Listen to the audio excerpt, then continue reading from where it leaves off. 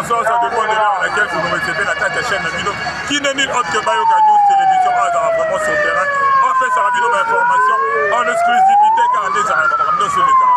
Dans l'actualité Nabiso, il y a personnellement à Kinshasa, mais à Limana. Nabino m'a vraiment engoulement au Eza vraiment la tête à stade de Martyr. Lélo match à Guinée contre RDC. RDC au Lélo, en Zopé contre Guinée, contre il y a éliminatoire, il y a Coupe du Monde. Donc Lélo vraiment vraiment que non. En Congolais vraiment va répondre vraiment actif dans le stade de Martyr. Potoza vraiment dans le stade de Martyr. Pour moi vraiment n'engue engouement n'engue batazo kota pour na koya ko répondre positif na rendez-vous au Lélo match au éliminatoire. Match au éliminatoire. Donc est déjà allé à retour dans la Guinée. Donc je pense déjà vraiment que non. Les Congolais vont répondre vraiment présent dans le rendez-vous au balancé qui pour la carte à stade de Martyr. Donc, 12h, là, il y a quand même des macamoiseaux de cas. Restez bon, quand on soit là, les Congolais vont dire Lélo 2-0. Donc, je pense Lélo, je pense qu'Ami était un peu de sorte du président de la République et Oussala. Oui. Donc, par rapport déjà au match à Lélo,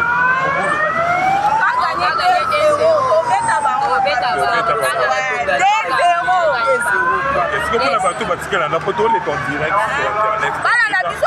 Il y a déjà donné. Donc merci vraiment. Donc moi c'est la rencontre sentiment parce qu'aujourd'hui on va gagner les deux. On a un pronostic dans à combien? Il y a 2-0. 2-0 contre RDC. Parce que là on est au Colo dans bateau bon là non la petite. Soki baza pour ça ba ya komona ndenge tozobeta pa. Amu na mo en live. En live le faut gagner 2-0. Ok, donc binomo bon on a vraiment gagné les lots donc TV ils ont radioté. Donc oh venez dans la réalité toi venez en exclusivité la carte il y a stade de Martyr autant pour par rapport à match le logo ils Guinée contre RDC à Congolais Bambi les Kotana avec le président Pachibete peut-être donc je pense que les lots réussit à lui les lots match gagné ça donc nous avons avancé 2 minutes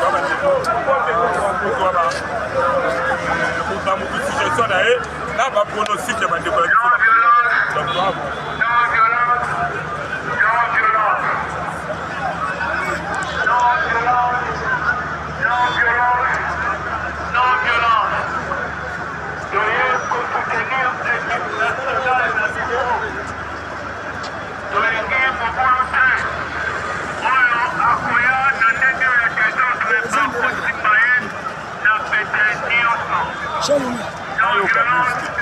Internet.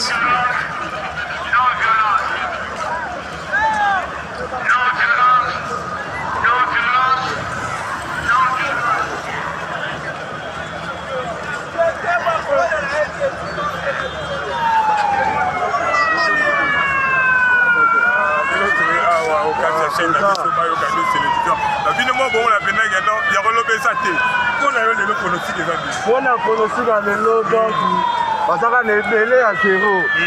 Belé à 0 dans le Colorado. Déjà, on représentait pénal ou pas. Tout soit à Congo. Attends, il y a tout le monde. Rémi Balenda, Léopard Man.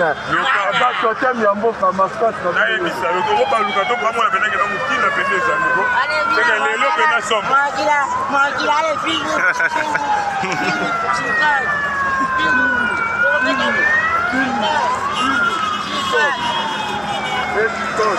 Léopard déjà pour la bateau, le bateau, c'est un bon bout, pourquoi le bateau, on y peut donner quoi.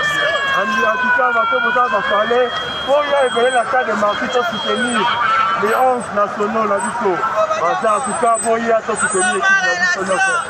Ok, merci. Donc, bon, on a vraiment tout pour bon, maintenant, bien que ça, il y a stade de Martyr, on a vu sur le RDC, Léopard, on vous a pelé à 0.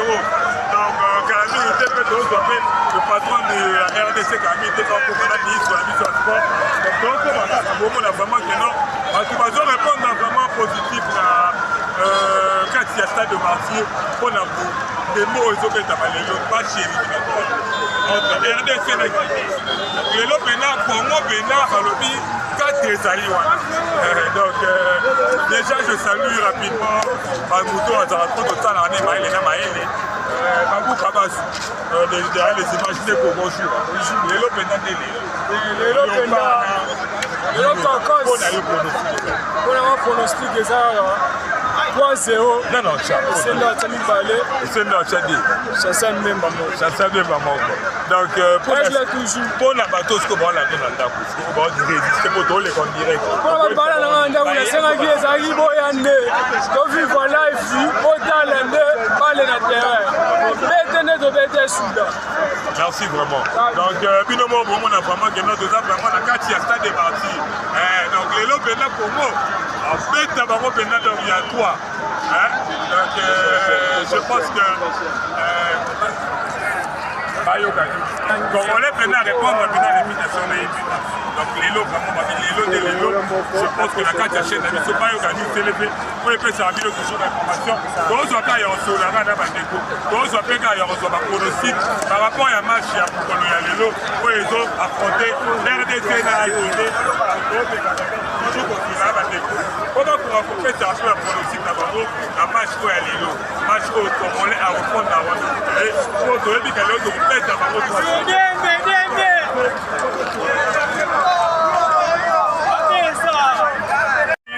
Déjà, vraiment, on a vu le moment où on a stade de Martyr, on a des animateurs à deux pour se présenter les champions. On a les lots pénales pour peut-être agiter.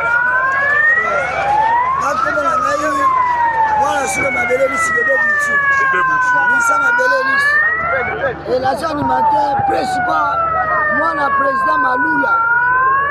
Le long Guinée, Tobet Abango Debord, Tarabiso na Fati Beto, Toboya Mboka Epola, Tolobiboye, Tozali, la préparation de la Coupe du Monde aux États-Unis.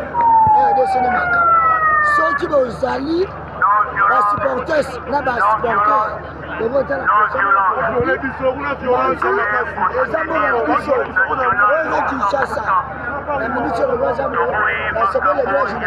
la journaliste, le président de la République, la ministre de la société.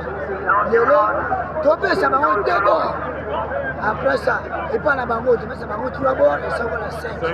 5 bords. Pourquoi ça se passe au la noix, on va lutter dans le Koya. Pourquoi ça va en direct? Et ça en direct, Boya partout. Tobé Sibino, tous les Congolais. Tobé Rwandais, Tobé Sénégalais, Tobé Éthiopie. Tobé Congolais, des pères et des mères. Les pères et des mères. C'est ce qu'on c'est ce qu'on peut dire. Fatibé, Fatibé, mouvement Fatibé, RDC, équipe nationale, Congo d'abord, Malou Landé Liboso, Fati, Moutassimi Bisso, Yaya Boé Belé, Kotala na TV, Marco Sabino, et bon, c'est ce qui est craché. C'est tout c'est craché. Et bon, tous les gens sont crachés. Visibilité, inségnalité, quand on a la mati, on est sous un problème. Et ça va y bébé Boutou.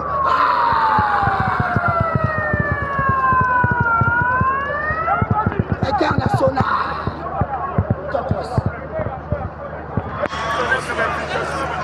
Nino Zulu.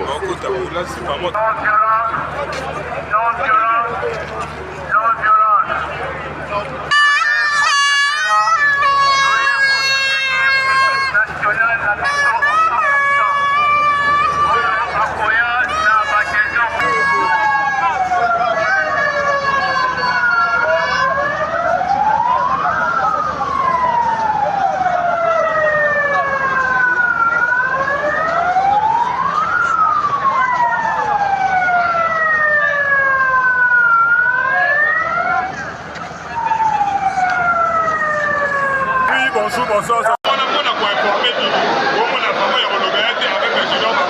On a des bâtons de billets et ils sont pas. On est vraiment à devoir on a dans nos papiers, dans nos boîtes ça fait pour la carte à quai. Donc on a vraiment en direct. La carte à stade de Martyr. Pas une radio télévision, ça va toujours sur terrain. Proximité là, peuple pour la police, ça va toujours en réalité pour les gars, pour les autres.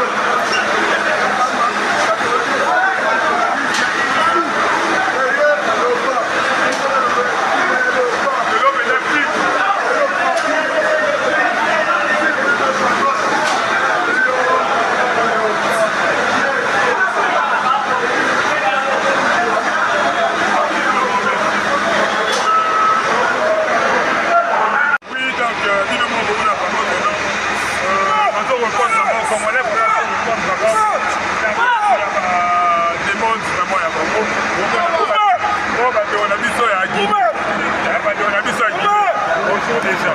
On a mis dans les autres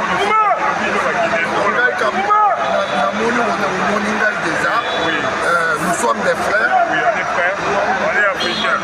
Ok. Alors, c'est une raison pour laquelle c'est mon deuxième pays.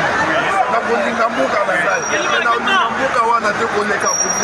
que c'est là où je vis, c'est là où je bois de l'eau, c'est là où je fais mes choses.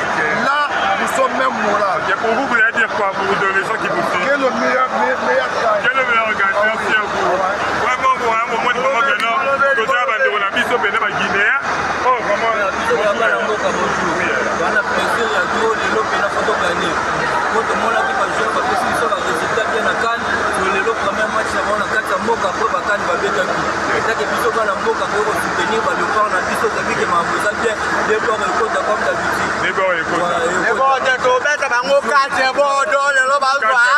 Donc vous voyez un peu, donc c'est un bandit, on a vu sur la Guinée, de la même, on a vu sur mon monsieur, alors qui est le meilleur gagne. Donc qui est le meilleur gagne déjà beaucoup de vraiment. En Koulma, on est dans la carte qui est stade de Martyr. Nous avons remarqué que le Congolais vraiment, nous avons répondre vraiment l'invitation. Oh, il y a les logos, il y a match, c'est un match amical. Donc après le match, il y a DTLX. Nous avons amical, nous avons mis au Union africain. Donc ma match est au Cameroun, l'Arabie Saoudite. Pour vous dire que nous avons Guinée à l'ONU. Déjà ici, on va discuter. Nous commis déjà, nous chuter déjà la sous-capo. Autant qu'on est sur la carte. Donc on peut s'habiller aussi ma image, il y a carte. Mais regarde le bateau. Vous avez le pauvre et ça, c'est moi aussi maman. Donc on a beaucoup de temps. Animatrice ya Yokaso. C'est par rapport à match, le pronostic des actions. On a évidemment 3 points de ça. Évidemment, victoire vraiment dans la gamme. Si vous avez bon la niveau de l'école, parce que bon la déco va se limiter par Oyana. Pourquoi ça va? Bon, on a premièrement, Toyokaki Maloba Mokonzi, la ministre, Baoyo basengeli kokota baya baba mate total la match. Baoyo baza bamonike déjà tokoki na nombre mokonzi pesaki batala na banzela place balobaki bakota bekran balanda match. En tout cas, tota déjà ya kosepela ya kosepela. Lelo penza dans 3 points pour mettre ça en gamme na biso. OK, merci vraiment. Donc au moins on a vraiment 3 points ça dans la gamme na biso vraiment. On a déjà baloba ko ezobima et pas ya biso ba Congolais donc match à l'élo dans match exclusivité maintenant l'élo na kati ya bayo kati sur terrain. Donc radio Tokoyi solo maintenant la réalité sur terrain. Donc ça la carte ça la pour la informer nous. On a toujours branché comme ça on a toujours la chaîne d'émission. Comme il a fait pas pour continuer sur la carte. Donc là c'est une exclusivité à carte. Car la vérité de place sur autre la vidéo sur la Congolais comme ça on va pour ajouter Oya. On peut aller à la occupation. On se attend pour ça la yango. Donc on peut même billet de tek. Congolais vraiment attention ma vie. Croit à la sécurité est vraiment à 100%. Nous c'est ça rassurer la ville est calme. Aujourd'hui la carte est calme. On a vraiment engouement et ça en a agent il y a service il y a l'état maintenant sur le terrain. Comment ça vous allez jusqu'à pour protéger la population là va bien aller. Donc bravo vraiment dans la service de sécurité. Bon vraiment va reprendre vraiment les lieux dans tout ça là il y a pour protéger la population et c'est bien. Donc déjà tout le monde a pratiqué la grosse service où c'est toujours branché. Elle est là, elle est née mais ça quand elle est là. Là j'ai dans la presse de l'autre terrain exclusivité d'Aki match RDC Guinée éliminatoire il y a beaucoup de monde. Donc je pense que c'est comme ça. Bon tu m'as mis le nom maison Dorcy décoration. Maison Dorcy décoration. La pause a été Joyce Bill. Bon anniversaire à toi. Davina Otto, David Dion, la magistrate, et puis birthday à toi. Avec ça, tu as posé 5 minutes pour d'aller vraiment bien dans la commission. Le champion de la bosse à Narayote, Max Boukoudina, Olivier Boukoudina, Dinamino, nous avons gagné dans la mission d'exclusivité. Stade de Martyr, match Léopard contre Guinée. Bye bye, ciao.